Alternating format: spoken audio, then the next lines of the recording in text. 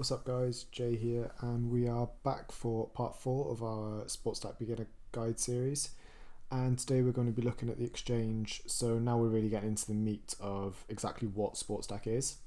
And there's quite a bit to cover in this, so we'll just have a brief overview here. And for some of the beginners who have market experience, this will probably be enough to get you started.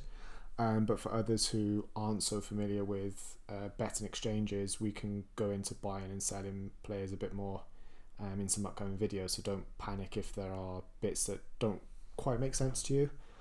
Just let us know in the comments, or hit us up on Twitter, and sort of we'll give you as much help as we physically can. So as we showed you in previous videos, SuperStack is the big green button in the middle, and the exchange is more or less everything else on the app. So the premise of the exchange is that you buy and sell players game by game, trading against other users.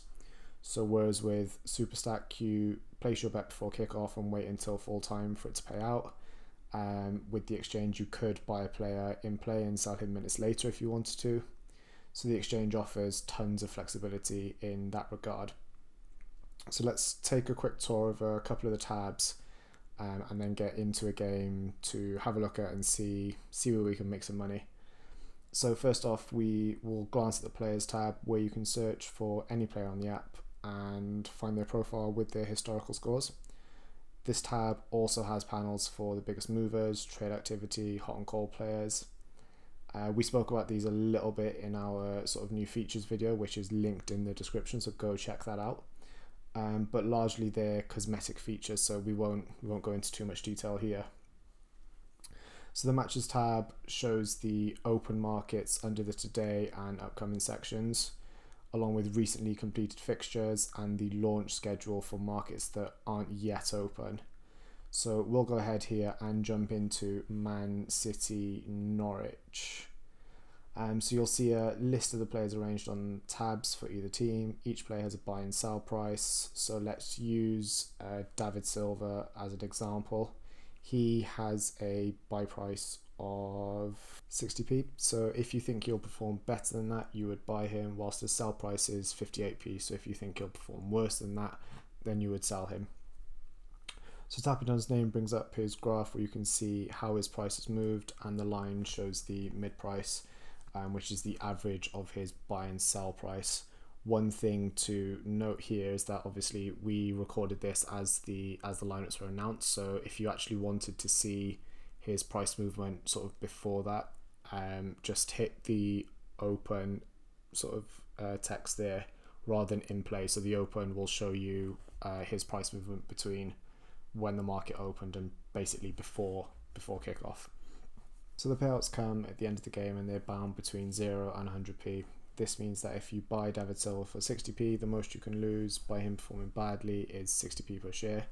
Whereas if you sold him for 58p, the most you can lose is 100 minus 58p if he pays out 100p. So when it comes to selling a player, which we sometimes call shorting or going short, think of it as simply a bet on a player's price going lower.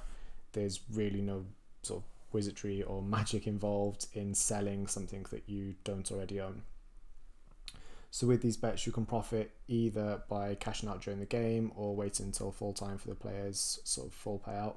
So throughout the game, people are betting on whether the payout will be higher or lower than the prices you see on screen. If you have a position open at full time, your bet will settle at the payout itself.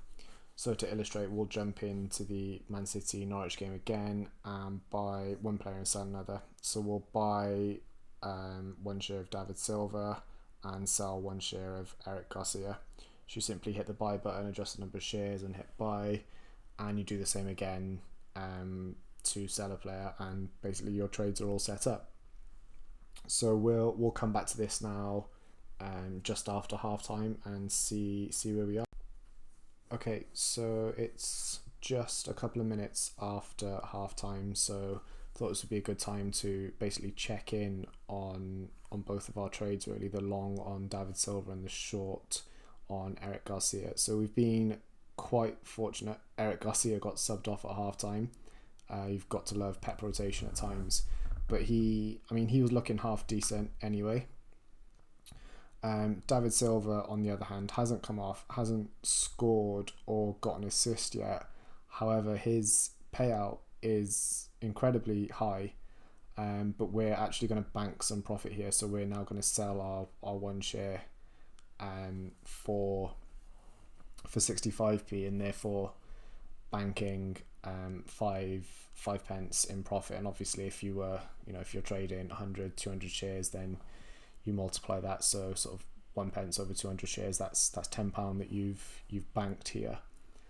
And that's pretty much where we are with it. We'll check back in at full time just to see whether David Silva pays out more or less, and whether we then say to ourselves, oh, okay, maybe we should have let it run, but yeah, we'll see how that goes. Okay, so we are now at full time, and let's just quickly check in on how David Silva ended up doing. So as you can see, this portfolio has emptied now as all the trades have settled. So we look in, obviously we banked that profit earlier in David Silva. So if we click onto him, we can see that his payout was actually 65p anyway. So obviously we banked that just after half time. And thankfully he didn't do too much more. Eric Garcia, who we obviously looked at halftime, he got subbed, so his payout hasn't moved at all. And that's pretty much the exchange, guys. That's obviously just a brief introduction, but let us know if there's anything that needs clearing up, and we can possibly do some more detailed trade reviews and run through some of the maths if any of it isn't quite clear enough. I hope you all enjoyed. Cheers for watching, and catch you next time, guys.